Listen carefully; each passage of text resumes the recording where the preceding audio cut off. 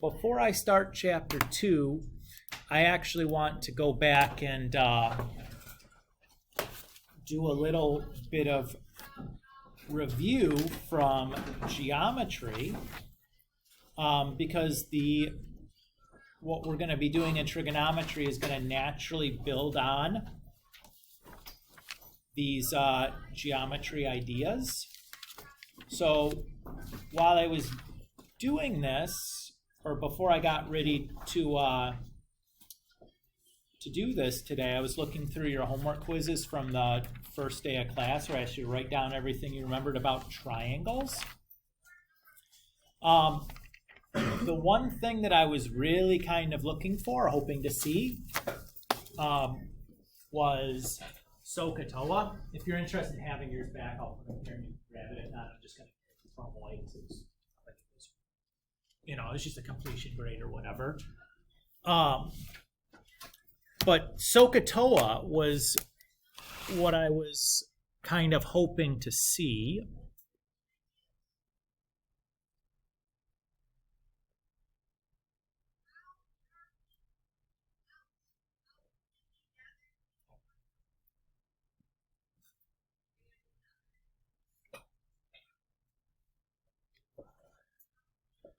So when we talk about SOHCAHTOA, what does that's an acronym, right? It stands for something. What does that stand for? Aiden? Sine equals opposite over hypotenuse. Cosine equals adjacent over hypotenuse. Tangent equals opposite over adjacent. Great.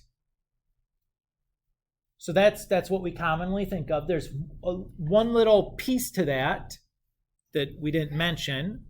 So really what we should think is in a right triangle, because SOHCAHTOA does not work if we're not in a right triangle, with acute angle theta, because again, if you try to use sine, cosine, or tangent on the 90-degree angle, it doesn't work, then exactly what Aiden said is what we'd want to say. Sine theta is opposite over hypotenuse. Cosine theta is adjacent over hypotenuse. And tangent theta is opposite over adjacent. So this SOHCAHTOA acronym is one that we're going to still be using. It's something I still expect that you have memorized. So that's one, if you don't remember SOHCAHTOA or how to spell it or what the spelling translates to, spend a little bit of time and make sure you have that memorized. It'll be something we use over and over and over again for a while. Off and on even. It'll still be something that's useful to us throughout the entirety of first semester in times and places. So it is something we should have memorized. Should be something when I ask you what is sine, with no hesitation, every single person in the room can say opposite over hypotenuse.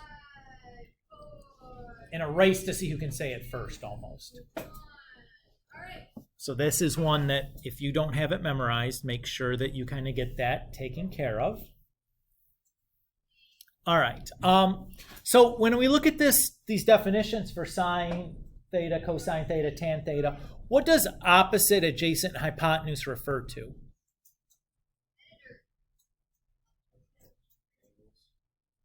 Not angles. They're sides in a right triangle. So if we draw a right triangle, which side is opposite adjacent?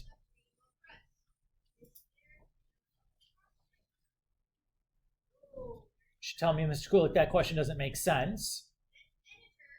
Why doesn't that question make sense? Exactly. So Kate's right on, because opposite and adjacent are always relative to a specific angle. So the angle that often we'd be talking about would just be whatever we designate as theta. Now that symbol there, the circle with the line through it, is the Greek letter theta. One of the conventions in trigonometry is we name the variables associated with angles using our Greek letters. So like alpha, beta, etc. Theta is kind of the traditional angle or variable we use for an angle. We reserve the Roman letters for naming side lengths, like A, B, C, D are the Roman letters. We reserve those for side lengths. That's the typical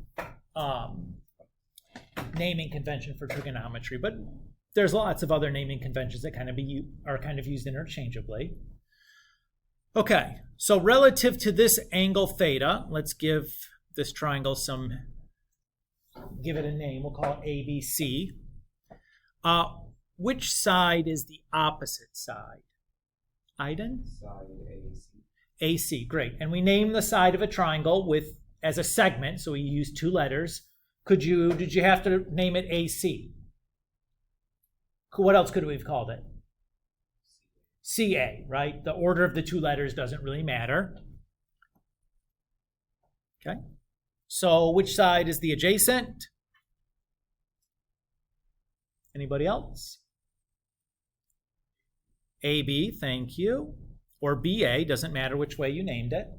And the hypotenuse is obviously CB or BC. The hypotenuse is easy to tell because regardless of which angle you're looking at, the hypotenuse is always the same because it's the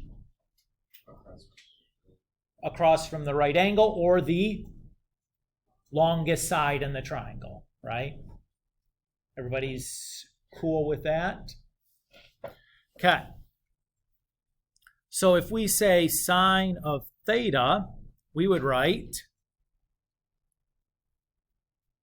opposite over hypotenuse, and in this case that would be like AC over BC. Everybody's okay there? Now contrast that, let's say this angle is phi. That's the Greek letter phi, spelled PHI, but pronounced phi. What if we did sine of phi? What would that one be? It's still opposite over hypotenuse, right? But opposite this time is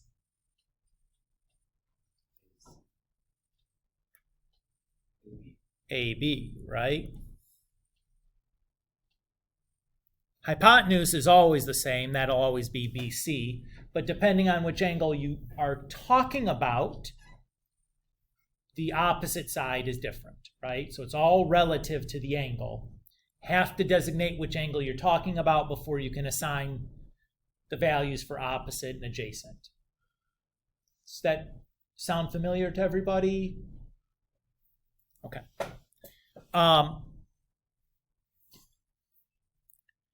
Let's ask this question.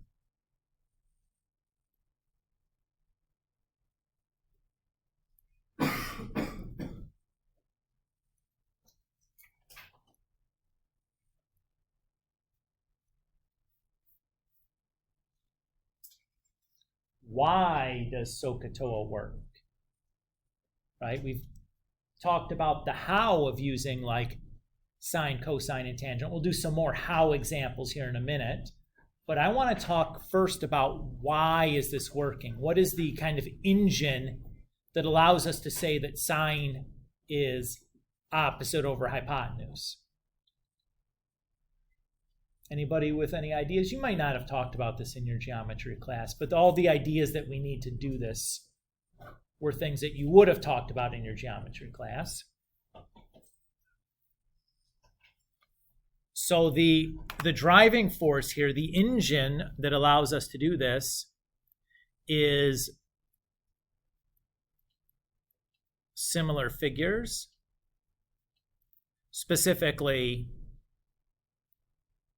triangles is the kind of figure we're talking about.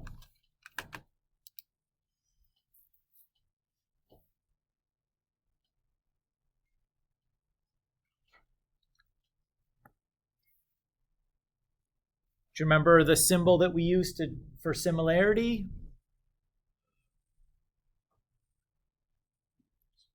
Yeah, just a little squiggle is our symbol to show that two figures are similar. Does anyone remember what the definition for similar triangles? Well, we could just say similar figures.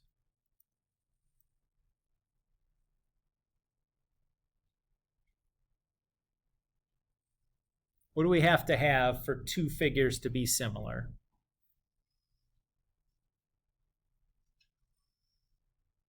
Well, all the corresponding angles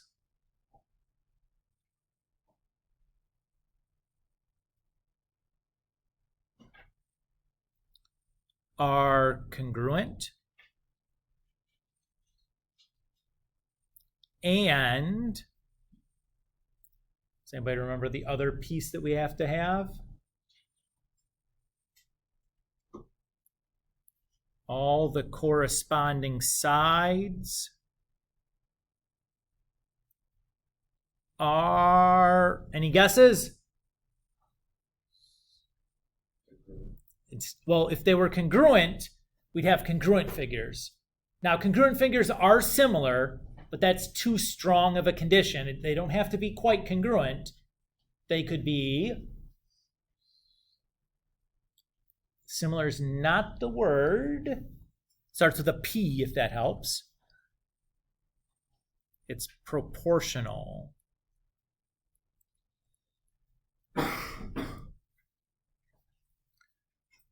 All right. So a couple of terms in here that we probably should clarify. So inside this definition, we use the word corresponding, we use the word congruent, and we use the word proportional, right? When we say corresponding angles or corresponding sides, what do I mean? Well, I mean the shortest side in each figure, those would be the corresponding ones. The next shortest side in each figure, those correspond. The next correspond, etc., etc. Same thing with angles. Do you guys get the drift there? Okay. When we say congruent, what does it mean for two angles, let's say, to be congruent?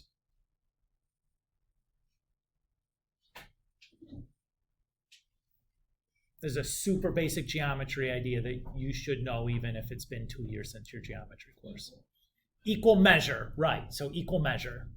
Whether it's length for a side or degrees for an angle, but they have equal measures. Good. And then proportional. What does that mean? Well, it's a little bit hard to, yeah, Lexi? It's like a certain scale. Yeah, so it's like a scale factor between them. Great. So saying that like the side lengths being proportional might say that like all the sides in this figure are like half as long as the sides in another figure. The half would be your scale factor. Okay?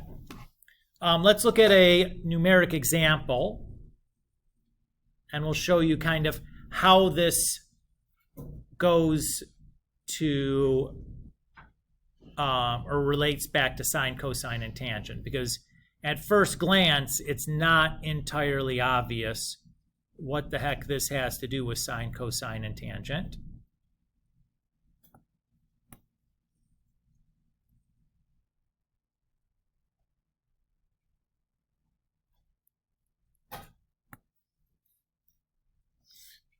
Okay.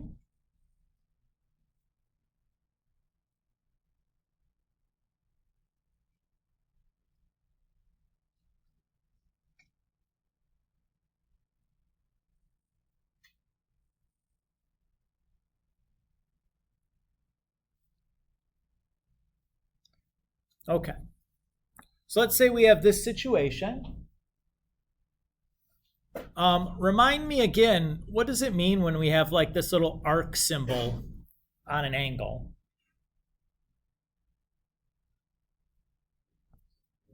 That does mean congruent, yeah.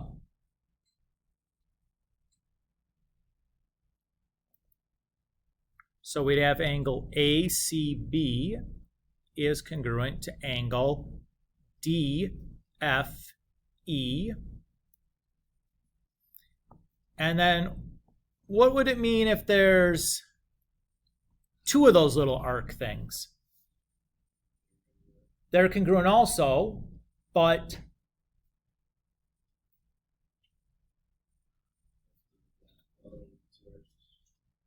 with the other one with two arcs, yep, but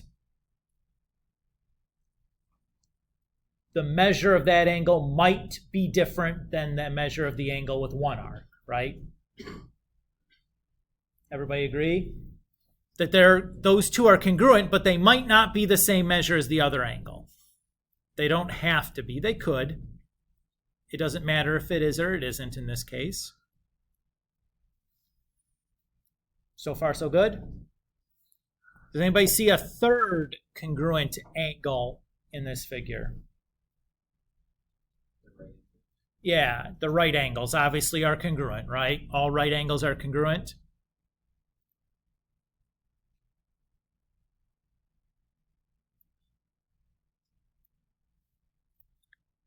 So we have all the corresponding angles are congruent there.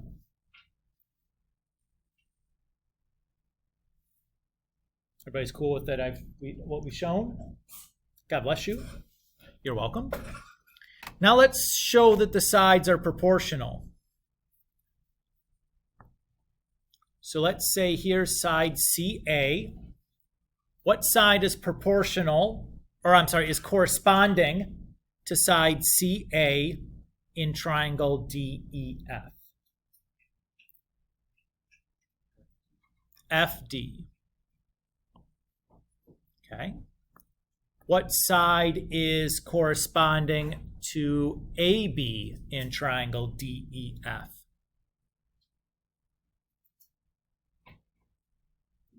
Good.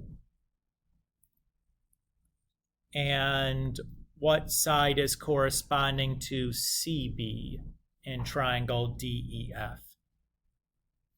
Obviously, it's got to be FE, right? Everybody's good with that. So when I show that the sides are proportional, I can say that FD, or I need to show FD over CA is equal to DE over AB is equal to FE over CB.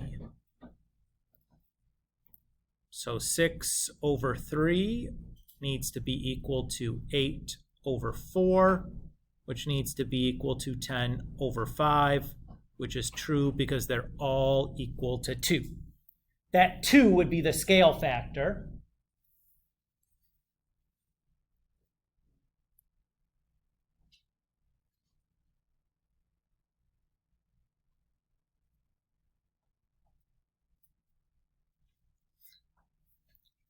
I'll write out the word.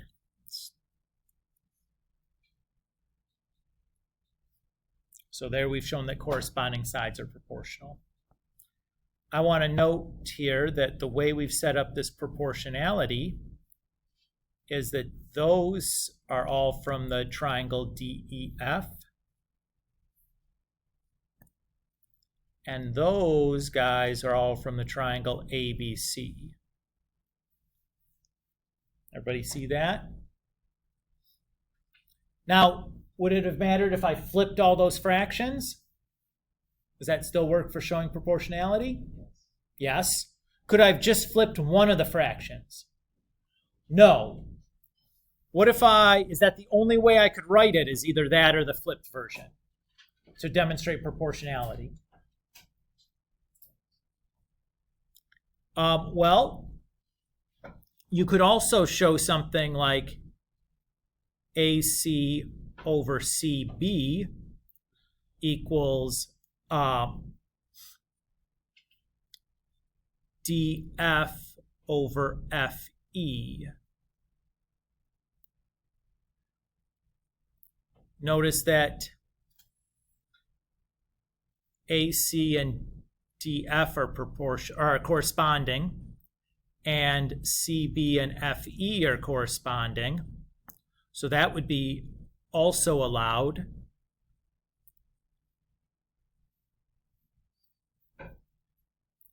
I noticed that 3/5 equals to 6/10. Well, 6/10 isn't the same as 3/5. Or is it? It is, right? We just reduced the fraction. Everybody's okay there? So you could also show proportionality that way by using like 2 parts of one triangle with the corresponding 2 parts of the other triangle and show proportionality that way. You need to cover all the ratios, but that's okay. Everybody's good? So far, so good? All right.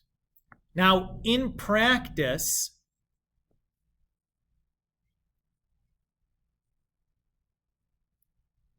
we don't use the definition. Oh, sorry, we should say here now that we can say, therefore, triangle ABC is similar to triangle DEF. Sorry. In practice, we don't really use the definition because we have some theorems that act as shortcuts. Does anybody remember any of the theorems that we can use to show similarity that are shortcuts? We name them by letters, if that helps. So side angle side is one. If you show that 2 pairs of sides are proportional and the included angles are congruent, that's enough to show similarity. So instead of doing 3 sides proportional and 3 angles congruent, that combination will satisfy similarity. Is there another?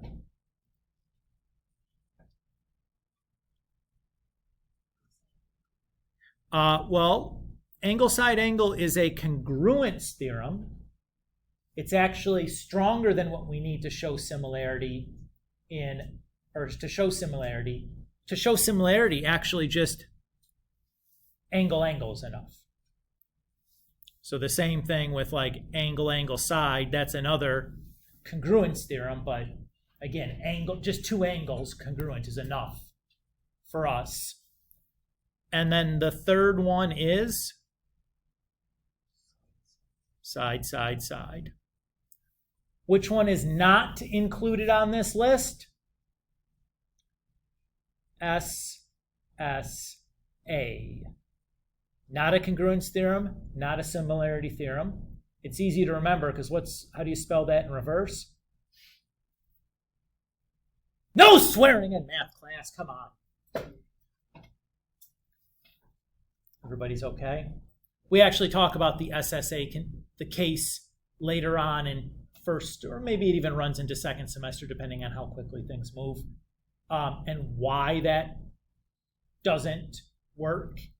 And the problems that can cause if you run into like an SSA situation, we'll talk about in class. Okay.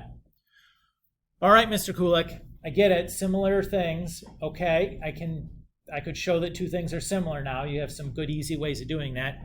How is it but we started this talking about SOHCAHTOA. How is this going to relate back to sine, cosine, tangent? This is me finishing it up. So what can I say here then? So let's say I have 2 right triangles.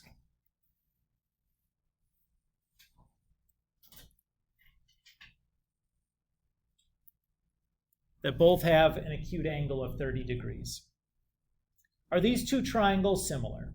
Yes. Yes, right? Let's give them some names. So we can say triangle ABC is similar to triangle DEF by angle, right? Everybody's good with that? So that means that, for example, the opposite side to angle 30 over the hypotenuse of angle 30 in triangle ABC has to be equal to the opposite side of angle 30 in triangle DEF over the hypotenuse of the triangle in DEF. Everybody's okay with that? In other words, for any right triangle with a 30-degree angle, the ratio of opposite over hypotenuse is the same, right?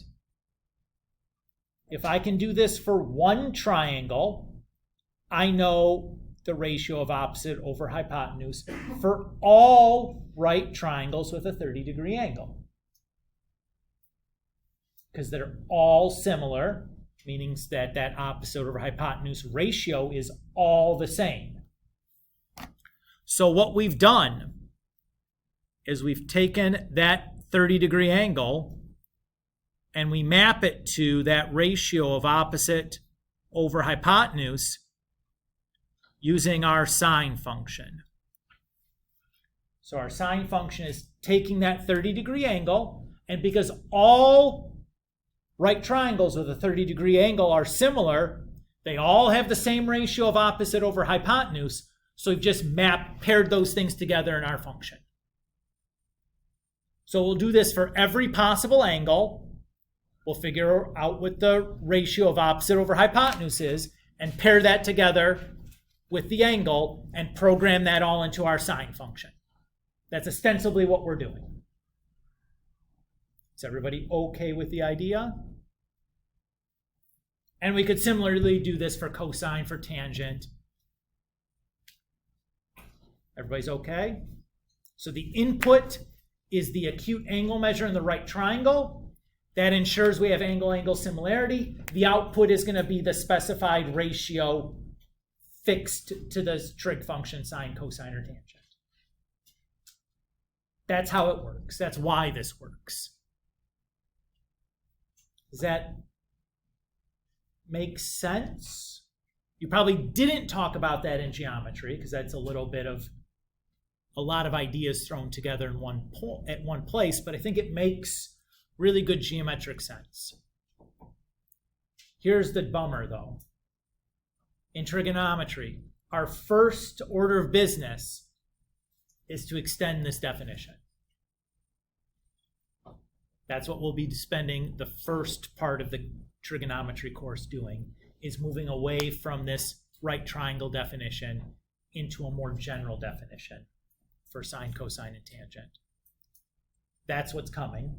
Before we get there, though, I want to go back and practice how we use sine, cosine, and tangent to do specific right triangle problems, because it's kind of like our starting point. It's kind of like our foundation for building this out into a more inclusive definition. Everybody's okay with that? Okay.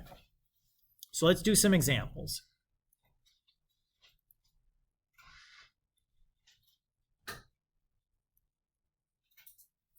Let's be more specific. Let's say use the triangle to find the indicated value.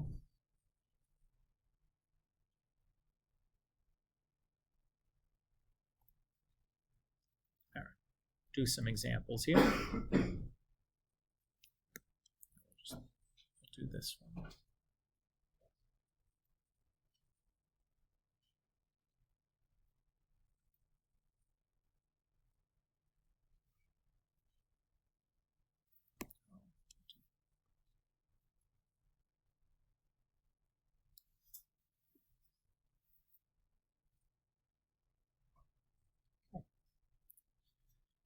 So here we have the triangle ABC. Angle theta is shown below. And Maya? Sure. And we're asked to write down tan theta. Tangent is opposite over adjacent. Again, everybody should be able to answer that quickly and instantaneously as soon as I ask it all together, like you're racing to see who can say it first. That's the expectation of how well you memorize that SOHCAHTOA thing. So if you're not quite there yet, spend a few minutes to try to get yourself up to speed on that. Okay, in this picture, which is opposite?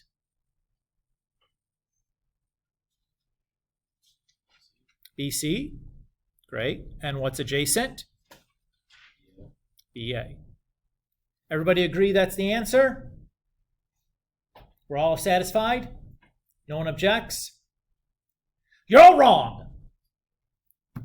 What's the problem? I'm not going to answer it for you. Stare at this until you see it. There's a problem. It's not a right triangle. Why isn't it a right triangle? Doesn't have the box in the corner. Does sine, cosine, or tangent work if it's not a right triangle?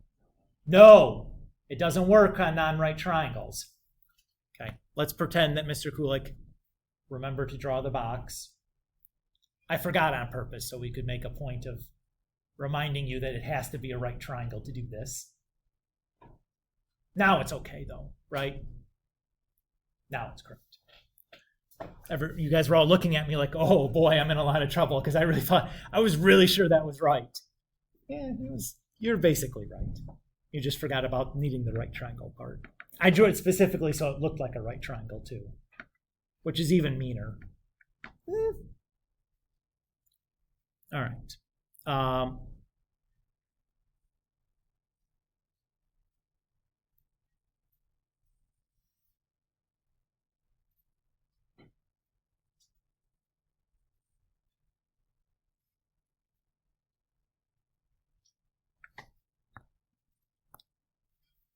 So here we have this triangle with side lengths 3, 4, 5, and we're asked for cosine of theta. What is cosine of theta here? Well, it's cosine. Let's start there. Adjacent over hypotenuse.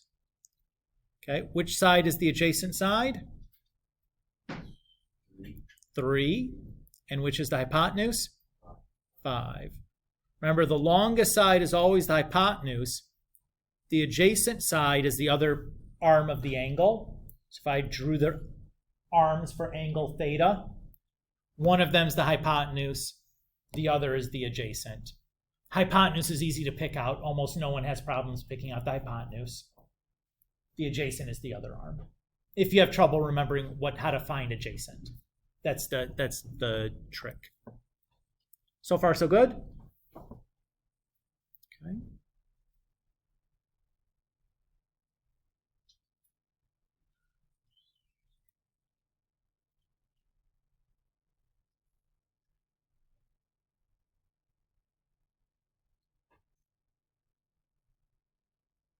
Oops, I want to put that 7 here.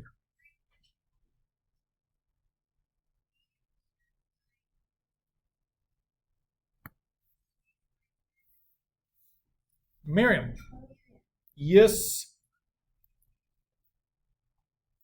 All right, what about this example?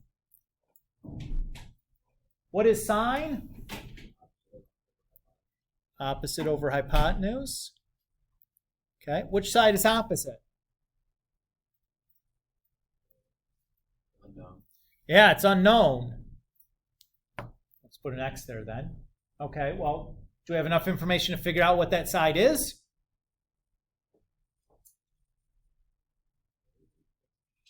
We do. We do. The tool you need is probably the very first theorem you ever learned. You probably learned it before geometry. It is Pythagorean theorem. What does the Pythagorean theorem state? Okay, that's not quite right.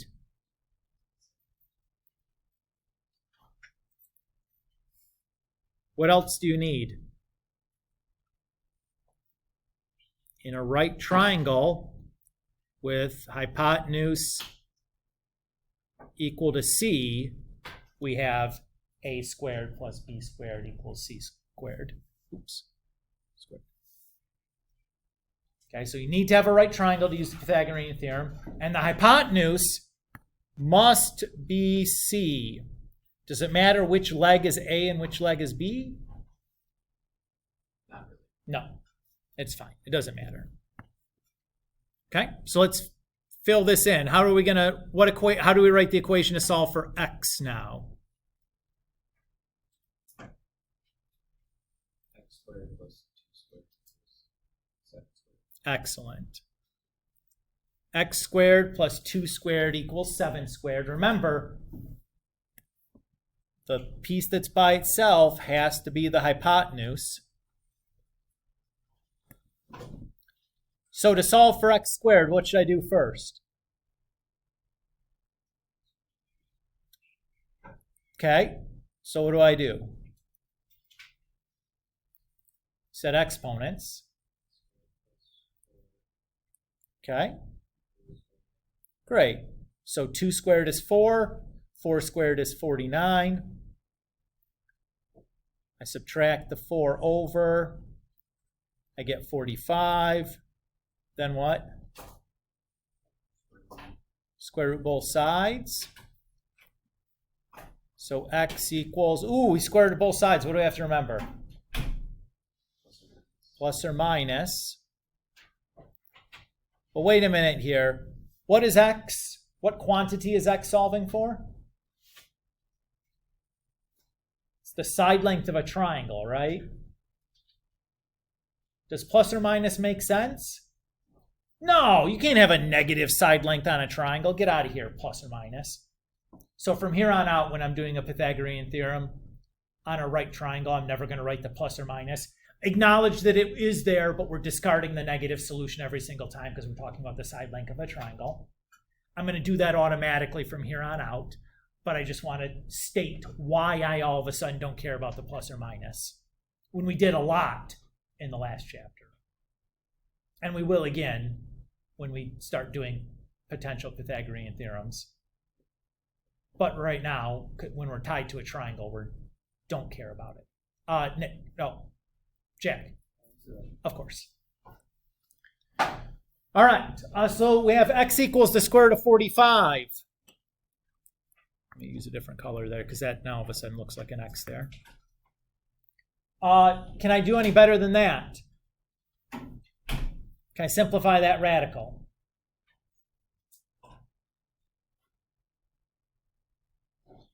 Maybe, right? Do you remember how we simplify a radical? So you can break it up into the square root of 9 and the square root of 5. Sure. Any two factors are fine. You could have done 3 and 15.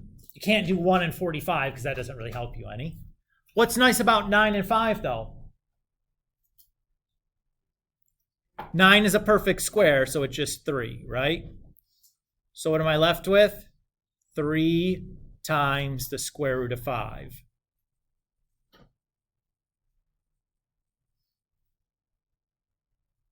Does everybody remember doing that stuff?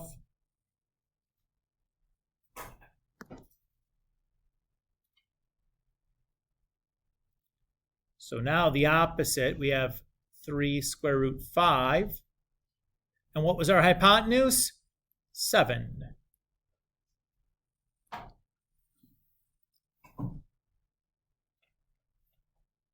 Dominic. Yeah. What do you guys think? Remember doing stuff like this? Okay. Let's do one more.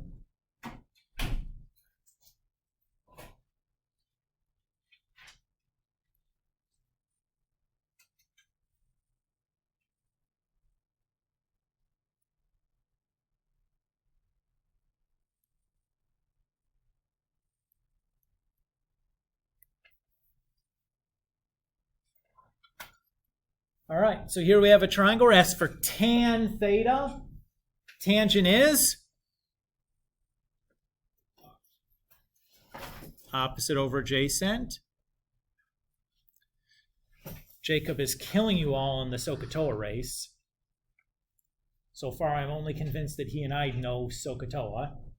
It's just shameful, but I get it. It's eighth hour. It's 8th hour. It's the last hour of the day. I can never remember if it's 4 or 8 when it's at the end of the day. It's just all 8th hour to me.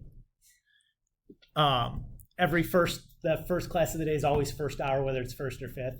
The last hour is always 8th hour, whether it's 4th or 8th. The stuff in the middle, I don't know. I can never remember, but so start of the day is always first hour, end of the day is always 8th hour, regardless if it's an A or B day, it's a problem. All right. So here, for my theta, the opposite is 3, but the adjacent I don't know. So let's call that x. Do we have enough information to solve for x? Ya betcha. What's the equation I need to write for x? Great, fill in the values though.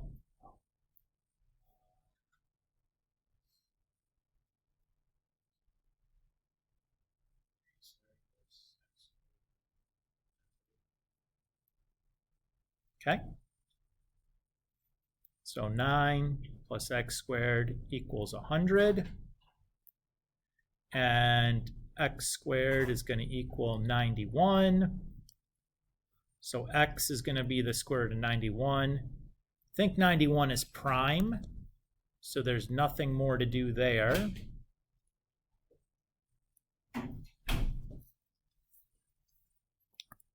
So 3 over the square root of 91. How's that look to you guys? Is that the way we like to leave our answers, though? No, what's wrong with it? Yeah, remember we agreed as mathematics people that we're not going to have any square roots in our denominator of a fraction. Now, here's the dirty secret. Eventually, we give up on that rule. But you got to get to like way deep into the calculus to really anybody being okay with you giving up on it. But we should rationalize this denominator. Now, do you remember how to get rid of that square root in the denominator? Well, it's called the conjugate. If that square root is just a square root, it's just itself. So this process is called rationalizing the denominator.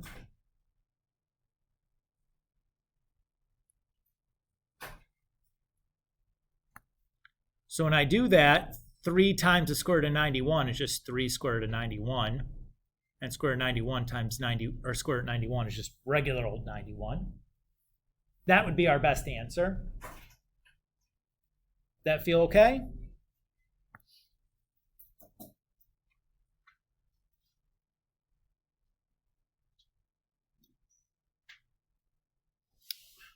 Okay. A new type of question.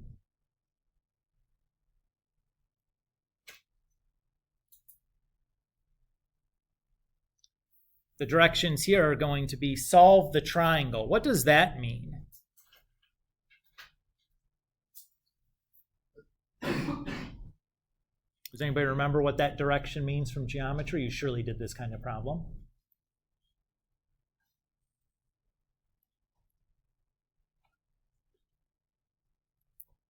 You want all the side lengths and all the angle measures.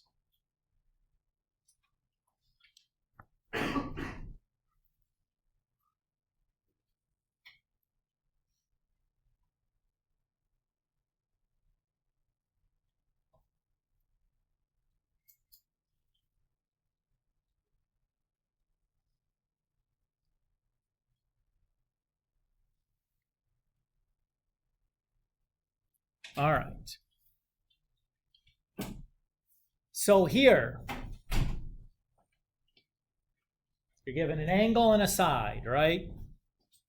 That leaves us one more angle to find and 2 side lengths to find. Everybody agree? Doesn't matter the order in which we do this, so you can find any of them in any order, but one of them is really easy to find straight away. What's going to be the easy one to find? The other angle, right? How do I find that other angle? Let's call it x. How do I find that? You said it was easy. What? Great. Since normally we do the triangle sum theorem that says the interior of the angles of a triangle have to add up to 180 degrees. But for a right triangle, triangle, we have the corollary to the triangle sum theorem, which says that the acute angles in a right triangle have to add to be 90 degrees. So 90 minus the other acute angle will give it to us. So I'm going to replace that x with just 72. All right. Let's find one of these legs next. It doesn't matter which one. Do you want to find the vertical one or the horizontal one next? Vertical. Sounds good. I'll call that side y then for now. To do this, we need to choose an angle to use. Does it matter which angle we choose? Kind of. There's one wrong answer. What angle can't you pick? 18's fine. 90 degrees, you can't pick the right angle. That's not okay. But you could use the 18, you could use the 72, it won't matter. You'll get the same answer either way. Let's just pick one for the sake of argument. Which one do you want to pick? 18. So relative to the 18, the side we want is opposite, adjacent, or hypotenuse? Opposite. The side we know is opposite, adjacent, or hypotenuse? Hypotenuse. Which trig function should we be using? Cosine. I have opposite and hypotenuse. Sine. Sine. So I'll write sine of 18 degrees equals opposite over hypotenuse.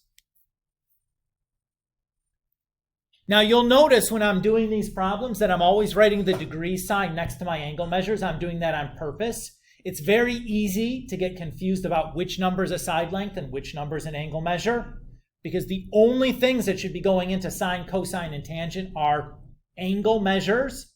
I'm always going to put a degree sign there to make sure to remind myself what's an angle and what's a side length, so I don't accidentally put a side, do something silly and like do sine of 13 or something like that, where I put a side length in instead of an angle measure.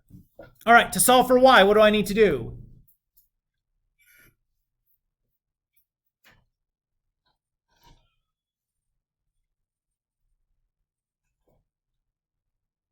Anybody? Kate, you had your mouth open like you're going to say it. Great, and how do I do that? Multiply both sides by 13. Excellent. So the 13 is just going to stick on the outside of the sign. So we just write it that way. Now it's calculator time. If you have your calculator with you, I invite you to take it out and follow along. Before I do anything trigonometry involving sine, cosines, or tangents on my calculator, I'm going to do one thing first. I'm going to check the mode of my calculator. You'll notice next to the blue second button is the mode button. I'm going to press that. That third option is either radian or degree. There's actually two ways to measure an angle. We'll talk about radian measure here in maybe next class. But there's radian measure or degree measure. Which way did we measure the angles in this problem? Degree. So if your calculator is not already in degree mode, use your up and down, left and right arrows to move your cursor onto the degree part and press enter so that's highlighted. Once you've done that, go ahead and exit back out to the main menu. And if you do 13 times sine of 18 and press enter, that's our answer, about 4.02.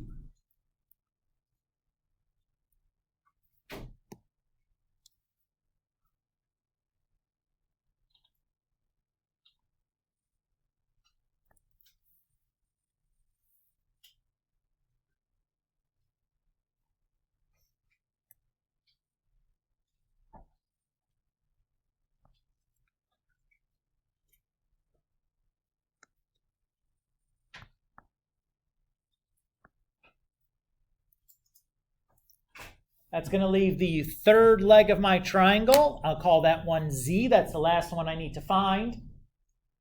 How do I want to find that?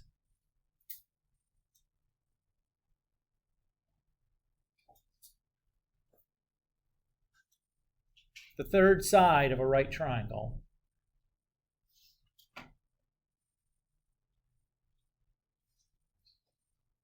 Could I do the Pythagorean theorem here? Yeah, of course I could. I know 2 of the 3 sides now, right? Now, should I?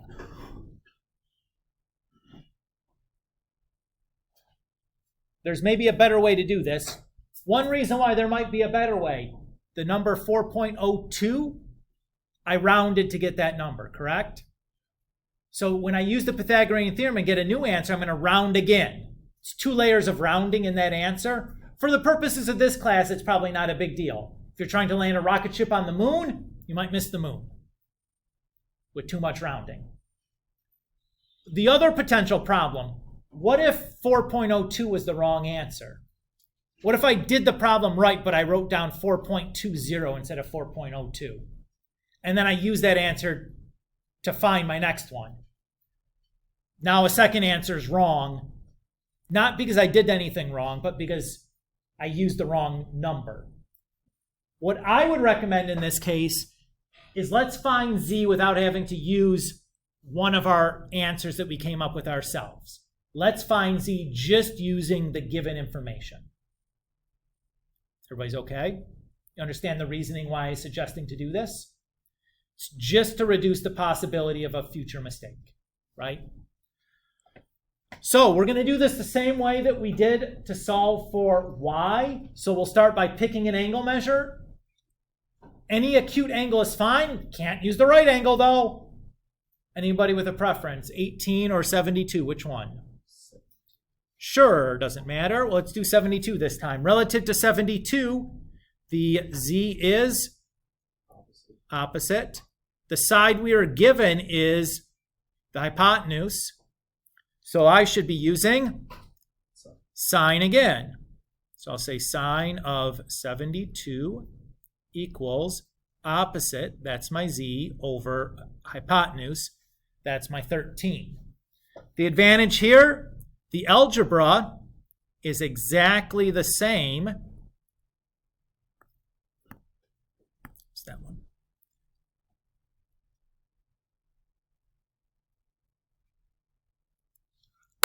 So I go to my calculator and type in 13 times sine 72. So I got about 1236.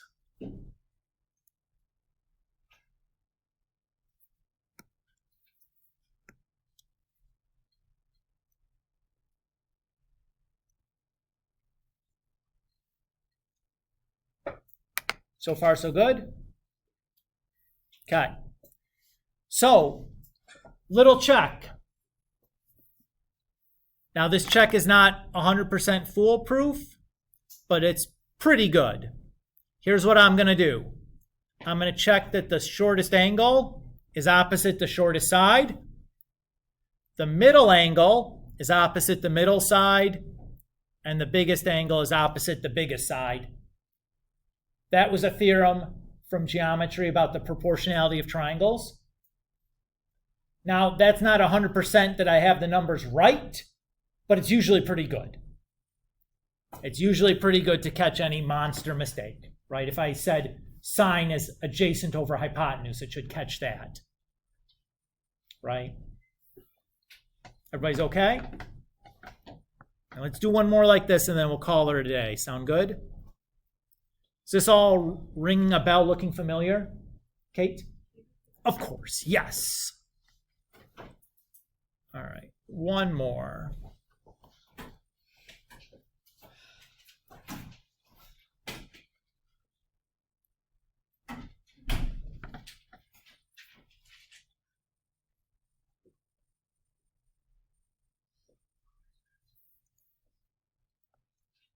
What's different about this one than the previous ones? Yeah, here I'm given 2 sides and no acute angle, right? So this time I have to find 2 angles and a side rather than 2 sides and an angle. It's okay, still doable problem. Of those 3 things, which one's going to be the easiest one to find first? The third side. How am I going to do that? Pythagorean theorem. What's the equation? Assuming we call that third side x, what's the equation I would write to solve for it? 7x plus x squared.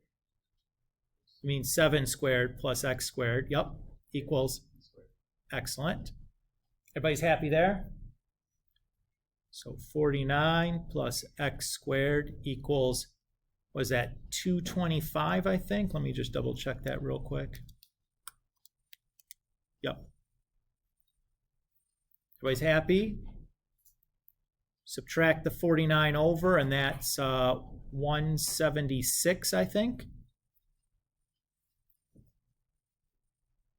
And we'll square root both sides. So x is the square root of 176. That looks suspiciously like something I can reduce. Do you guys buy that? What factor does 176 certainly have? 2, right? How do you know it has to have a factor of 2? It's even. Okay? Likewise with 88, except I see a perfect square in there. I see 4 and 22. You could also have done 2 and 44. You'll end up at the same spot. And then, so that's just 2. And 22 is 2 and 11. Both of those are prime, so I can stop there. But what I want to notice is I have 2 square roots of 2, right? Those make a square root of 4 or just a 2. So if I add things up, I have 2 times square root of 11. So that's 4 square root of 11. Everybody okay doing that? You remember reducing radicals like that? So what you guys did was draw the trees when you did it, wasn't it? Yeah. Okay. That's what I like to do. Ideally, you'd look at that and go, okay, 16 times 11 is 176, and you just square root of 16 is 4, and you're done. Most of us can't do that in our head quickly. So just whatever factor is the first one you think of, use that one. Doesn't have to be optimal, can be long and messy, it's okay.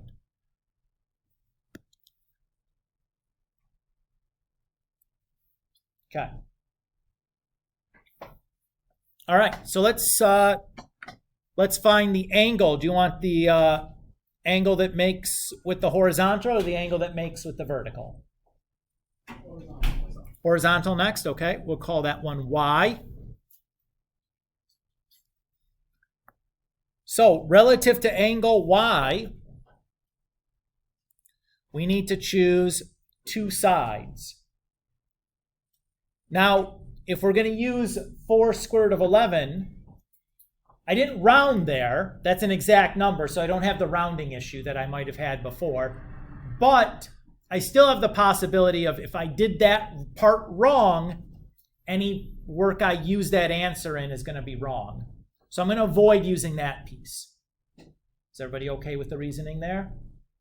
Now, I'm certain that we did it correct because I'm quite confident in myself. But if you're not confident in yourself, I recommend not using previous answers if you don't have to. So let's use the 7 and 15.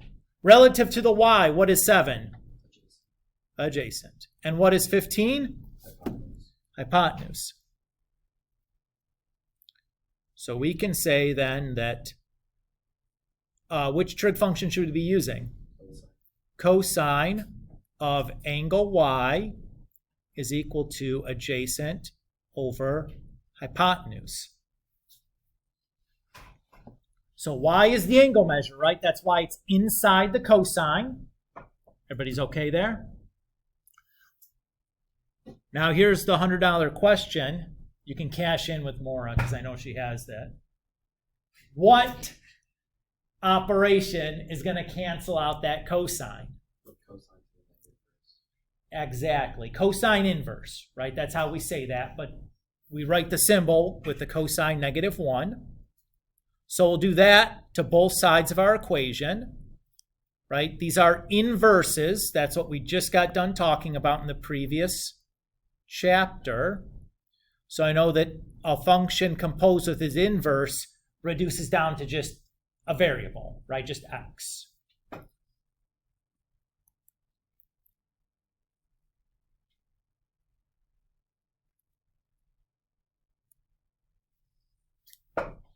Everybody good there? I'm going to go now to my calculator and type that in. So you'll notice above the sine, cosine, and tangent buttons on your calculator, in blue is sine inverse, cosine inverse, and tangent inverse. To activate the blue commands, you press second, and then the button underneath of it. And I'll do 7/15. Press enter. So 62.18 degrees approximately.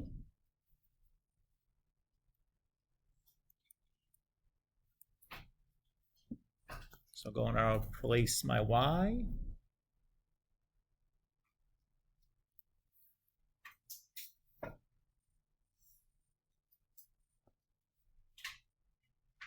And then how do I find that last angle?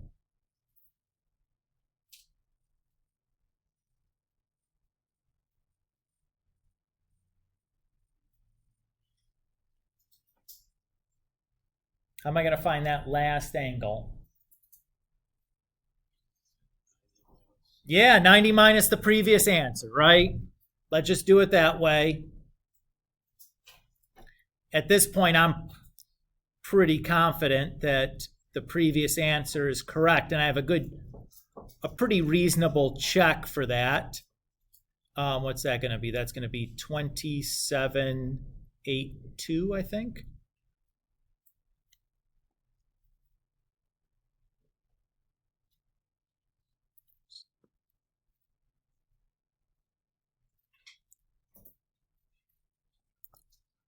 What was my check that I do? Smallest across from shortest, middle across from middle, biggest across from longest. How do I know that 4 times the square root of 11 is less than 15? Well, you can just like type it into your calculator and get the decimal out of it, right? Definitely less than 15, if you weren't convinced. Are you now? Of course you are. How's this feel? Fairly familiar? You remember doing this? Some of us, most of us, any of us is good. All right.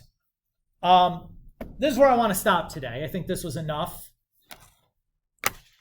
What I have done for this section is I've made a Delta Math assignment for this. Take a deep breath. It'll be okay. You're going to have time in class next time to work on your Delta Math assignment. But if you want to get a head start to make sure that you finish it all inside of the class, you're welcome to do so. It's just practicing these same kinds of problems we worked on today, so it should go fairly quickly for you, as it seemed like this was pretty familiar.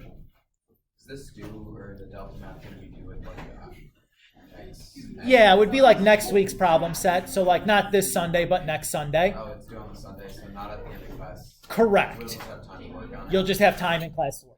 Yes, sir. Homework this Sunday, the chapter 1 review. Correct. So the only thing due Sunday is the chapter 1 review. And the Delta Math question. And the Delta Math. We didn't have Delta Math questions last We'll do week. one like we'll do next week. Right? Oh, this one that I'm assigning now isn't due until the following Sunday. Okay. So like the 20th, or what is today? Today's the 14th. So it's not this Sunday coming, it's the next Sunday coming when the Delta Math would due. Because I told you you're going to have time in class next time to work on it. Why would it be due before I was going to give you time to work on it? Oh yeah! I get it. No? All right, fine. Be that way, guys. Any questions for me after today? This went okay? Pretty clear? Speed was okay? Were you maybe more comfortable talking like geometry talk than algebra talk? Maybe it seemed like you guys remembered more of this than you did the algebra things that we had been doing. I don't remember You don't remember anything? Hold on. I got one that I know you know. What's your name? Yes, that's one. Remember something. You just got to warm up. Let's start with some easy ones. I just don't think I retained anything on Well, you had honors geometry. That's helpful. It was a little bit more in depth than the regular geometry course. But if you don't remember any of it, I guess what does it matter? Good. That's a start. I